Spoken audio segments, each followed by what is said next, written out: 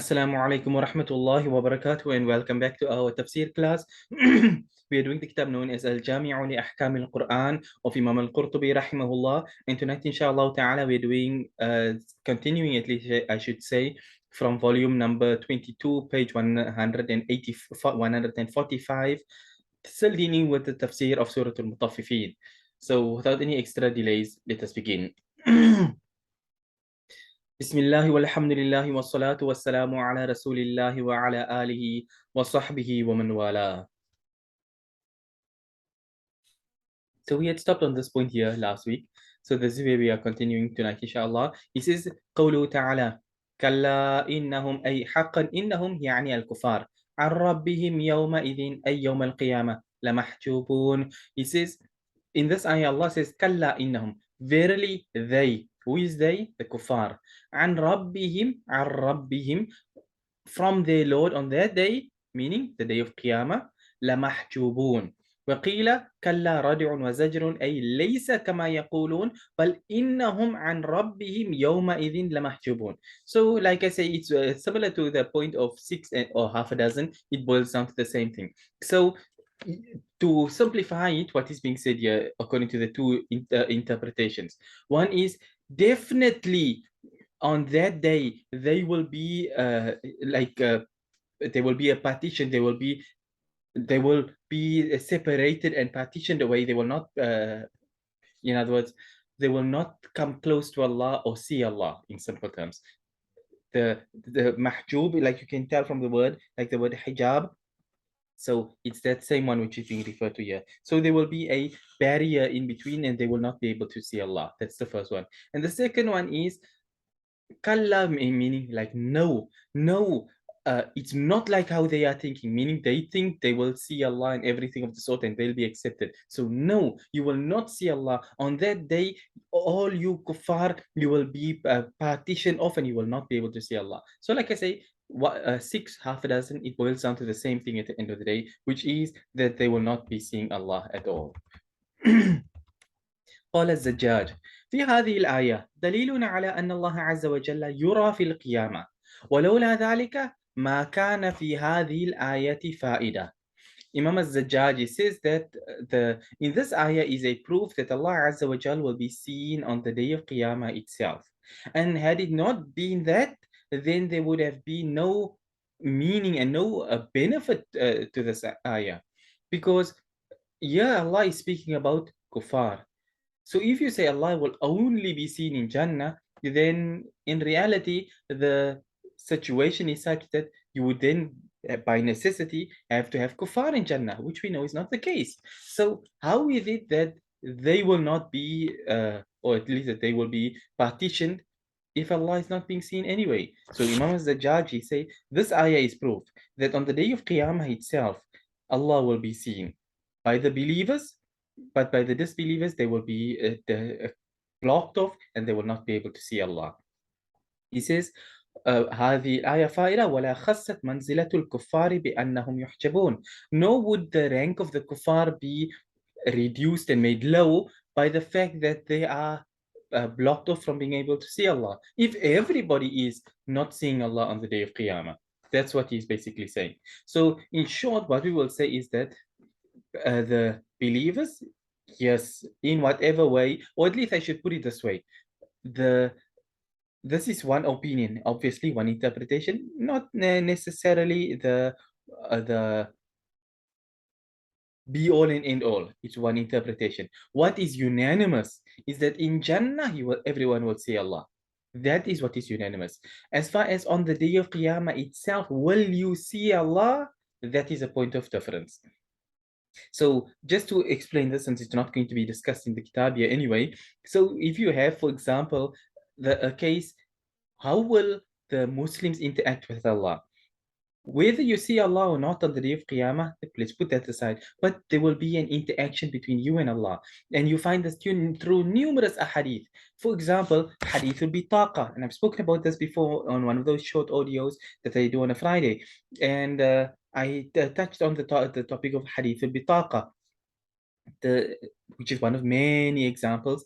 The person who will come in front of Allah on the day of Qiyamah, and his sins are packed on the scale, and it's so massive and weighty and everything, and his good deeds are worth nothing. There's nothing. And uh, then Allah tells the malaika to bring whatever there is, and they come on with a piece of paper, the bitaqa, and he say like, Ya Allah, what will this little paper do in comparison to this mountain of sin on the other side? And Allah says words to the effect that nobody will be wrong, nobody will be like oppressed here. Full justice will be meted out. So if this was a good deed, it's going on your scale. That a little piece of paper is when he had said La ilaha illallah, words to that effect. So now that the little piece of paper is put on the scale with the good deeds, and that outweighs all of the sin because of the forgiveness and mercy of Allah, that Allah makes it such that that little piece of paper outweighs everything else. But the purpose of me quoting this hadith here is because of the fact that this person will interact with Allah in this manner. You have the case of the person who died, and we find this in the hadith from one of the previous and he told his children, when I die, burn me up and scatter my ashes. And it was done, and Allah resurrected him and asked him, why did you do this? And he said, oh Allah, I feared giving reckoning to you. This is still something which is going to happen on the day, when Allah resurrects everybody and everything of the sort. But nonetheless, the point being, there are many, many, many incidents such as this. You have the hadith of the person that Allah will take a person like into a private place, and Allah will tell him, you remember this one and this one and this one, and the person will like, Ya Allah, I remember every last one of these sins. And Allah will tell him that, like I concealed it from the people in this world, I will conceal it on this day of Qiyamah as well. So there are many ahadith of this nature, people interacting with Allah. But the ahadith do not give a description. Are you seeing Allah? Not a single one mentions seeing Allah. They say that Allah speaks to the person, you hear Allah, you speak, like that. Thus, this is an opinion of Imam Az-Zajjaj that you will see Allah on Qiyamah itself. So being blocked off from Allah does not mean that it has to do only specifically with viewing. It can be that when it comes to the kuffar will not speak to Allah. Malaika will interact with them. So when it be said, take them to Jahannam, Malaika will come and take them to Jahannam. They will not be hearing Allah speak or anything of the sort. For them will only be the only liaison, so to speak, that they will liaise with is the malaika. So they will not see Allah, they will not hear Allah, nothing of the sort. The malaika will deal with them. But for the believers, they will interact with Allah via the means of speech. So Allah will speak to you and you will reply to Allah, and different things. Like I say, there are many ahadith about how Allah will question and speak to people, and things all like this on the day of Qiyamah. So that's with regards to Qiyamah. As far as Jannah is concerned, that is, like I say, where it is absolutely unanimous that the believers will see Allah in Jannah بلا كيف ولا مكان ولا يكون بينه وبين خلقه مسافة. That you will see Allah, without a how, we don't delve into it.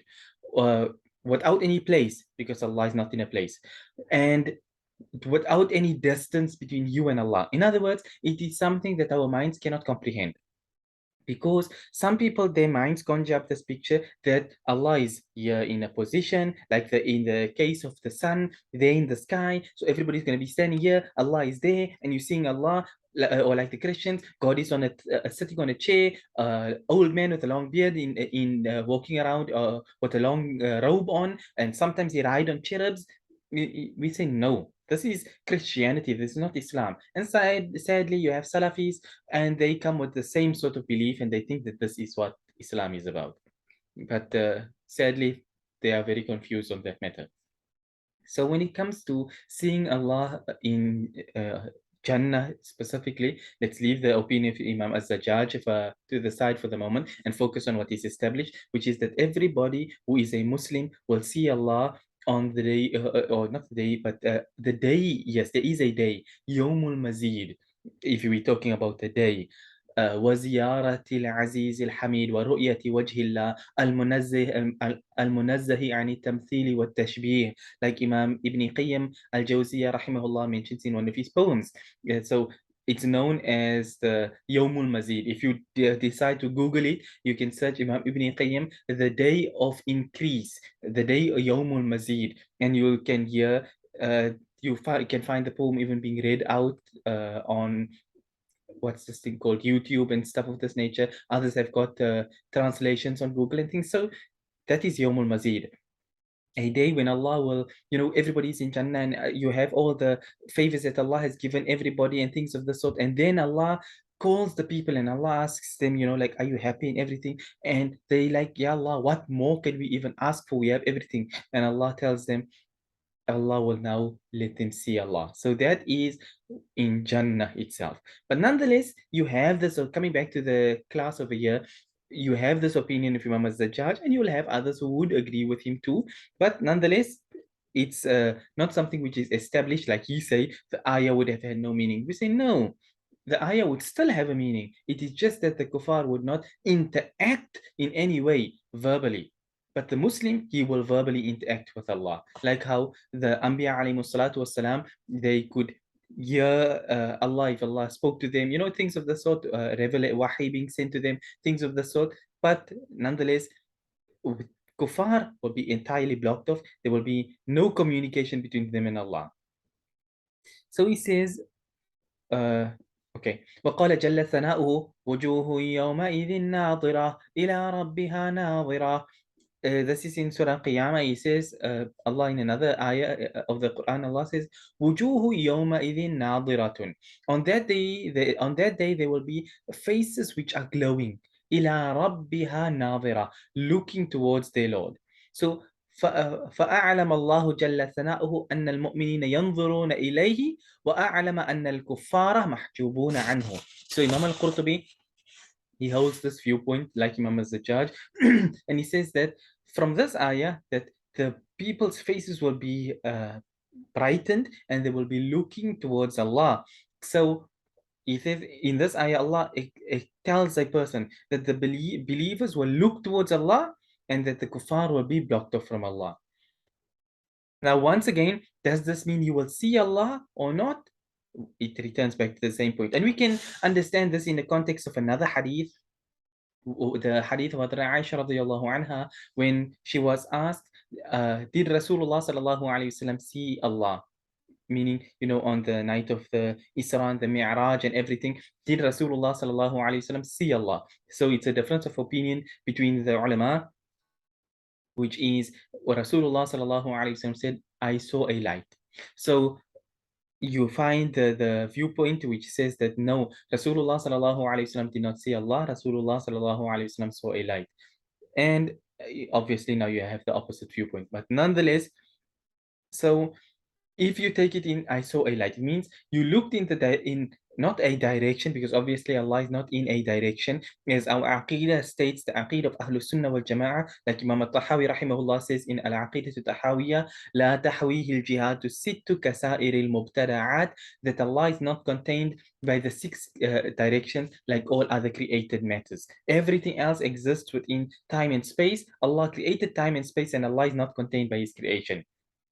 So nonetheless, the people who will look towards Allah, like how we look towards the sky, or we face our hands towards the sky in dua, because the sky is the qibla of dua, not because Allah is in the sky, like some people tend to believe. So anyway, we're not exactly doing Aqidah class over here, otherwise we'd end up spending whole night on that point. Nonetheless, let's move on further before time runs out. He says, وقال مالك بن أنس في هذه الآية لما حجب أعداءه فلم يروه تجلى لأوليائه حتى رأوه.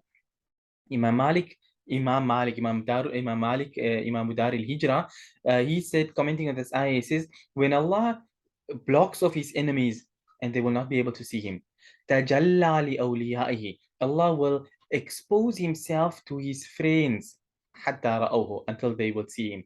Tajalla, when you look at this word tajalla, when Allah uses this in the Quran in the context of Hazrat Musa alayhi salam, فَلَمَّا تَجَلَّى رَبُّهُ لِلْجَبَلِ جَعَلَهُ دَكًّا وَخَرَّ مُوسَى صَعِقًا, that when Hazrat Musa alayhi salam asked to see Allah, and Allah told him that you won't be able to see me, but nonetheless Hazrat Musa alayhi salam asking now, so Allah cast his tajalli on the mountain. Like, let's put it this way, exposed himself to the mountain, and the mountain was ja'alahu dakka. The mountain was reduced to nothingness. It was like flat earth. There was a mountain a second ago, and now there was nothing else but flat earth. The mountain had been destroyed in that split second, so to speak.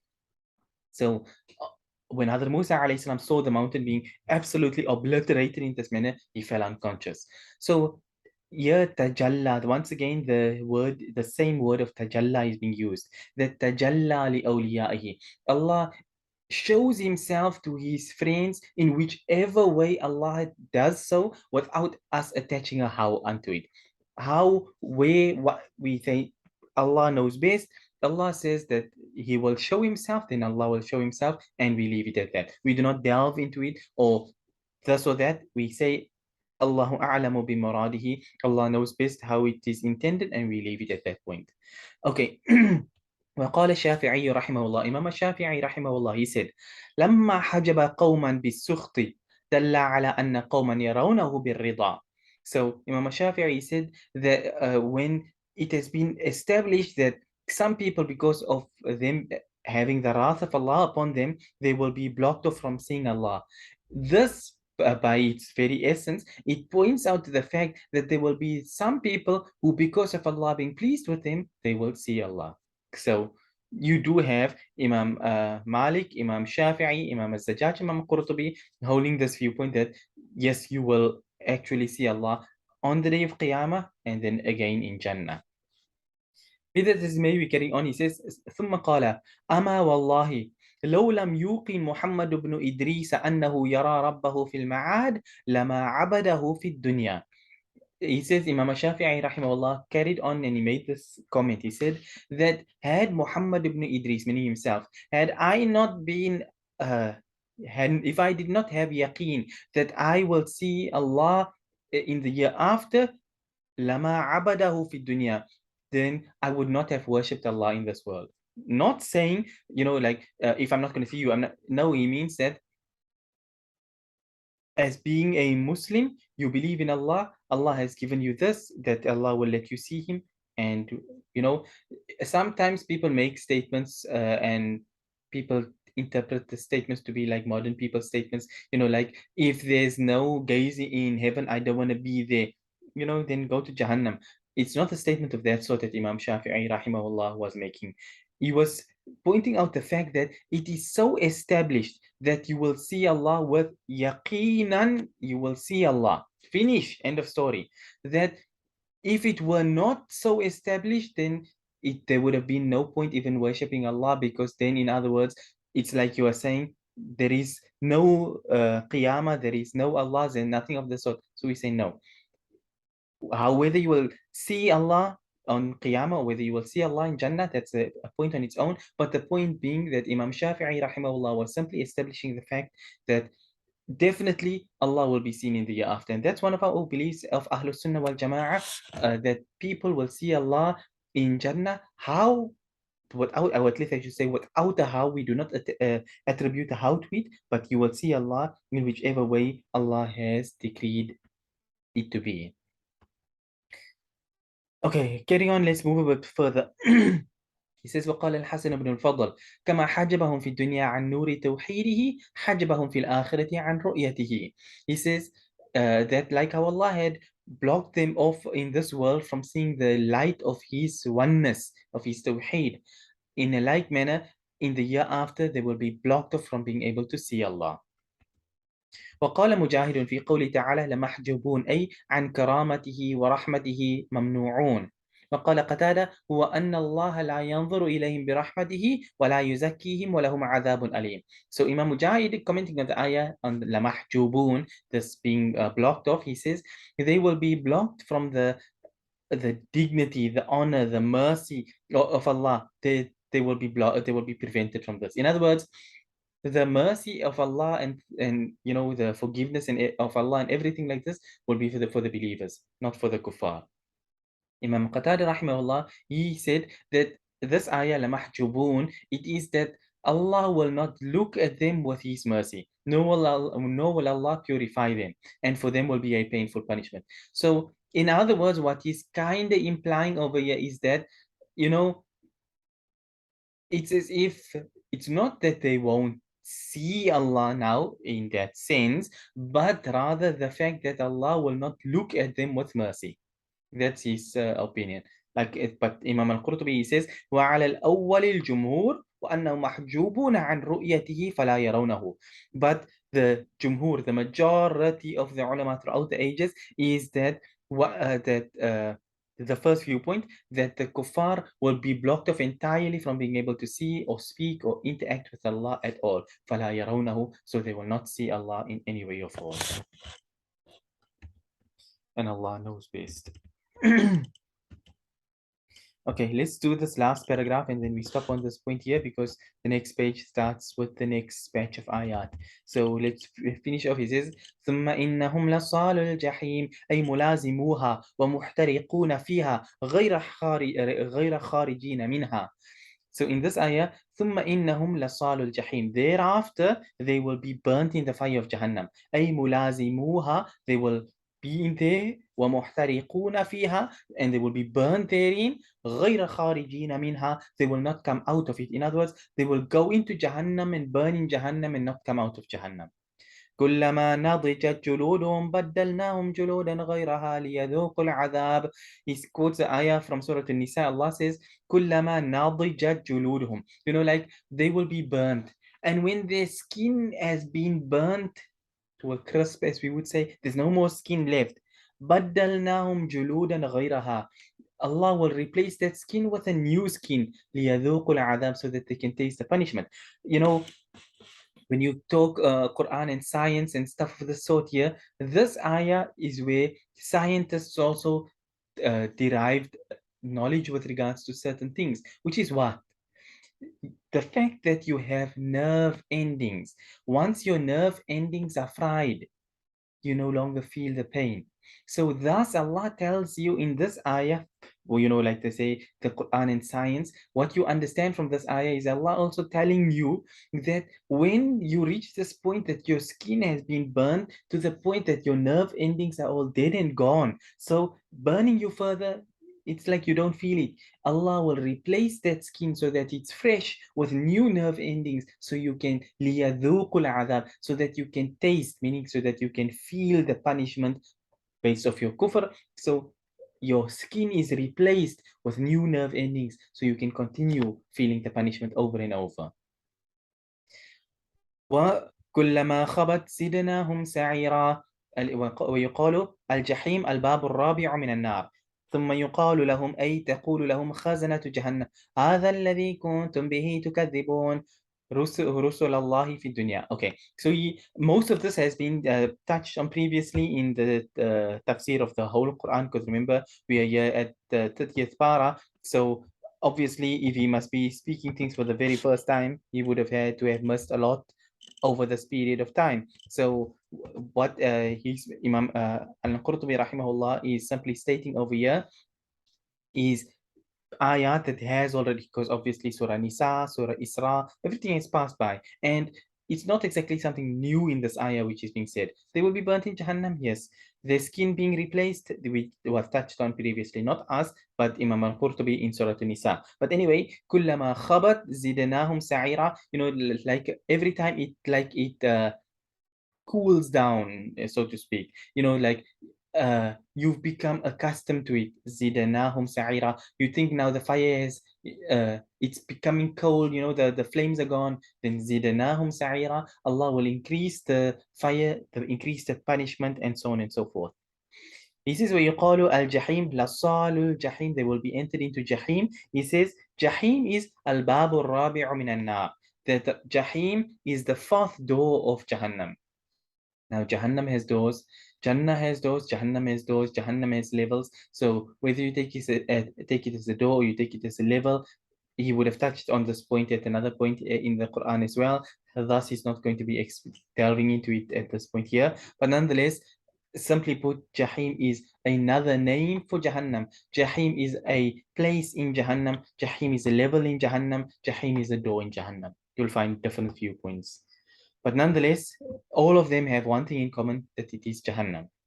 ثم يقال لهم, then it will be said to them, أي تقول لهم خزنة جهنم, the gatekeepers of Jahannam, they will tell these kuffar in Jahannam, هذا الذي كنتم به تكذبون, this is that which you used to deny. You used to say there's no Jahannam, you used to say there's no life after death, you used to say there's no resurrection, you used to say there's no Allah, you used to say, everything came about on its own and nobody created any of this. So here you are, burn, taste your punishment, you kafir. So he says, هذا الذي كنتم به تكذبون رسل الله في الدنيا. What was it that you were denying? You were denying the messengers of Allah in this world. The messages and the messengers. The messages came through the messengers to you, but you rejected the messenger and you rejected the message both. So here you are, you rejected all of it. Taste the consequences of your actions, in other words. And that's the end of the tafsir of those ayat. Next time we will start from 18 to 21, but that will not be tonight, inshallah. It will be next week. But until that point in time, we will end on this point here for tonight, inshallah ta'ala. We end and we say, وَصَلَّى اللَّهُ وَسَلَّمَ وَبَارَكَ عَلَى نَبِيِّنَا مُحَمَّدٍ سُبْحَانَ اللَّهِ وَبِحَمْدِهِ سُبْحَانَكَ اللَّهُمَّ وَبِحَمْدِكَ نشهد أن لا إله إلا أنت نستغفرك ونتوب إليك والسلام عليكم ورحمة الله وبركاته.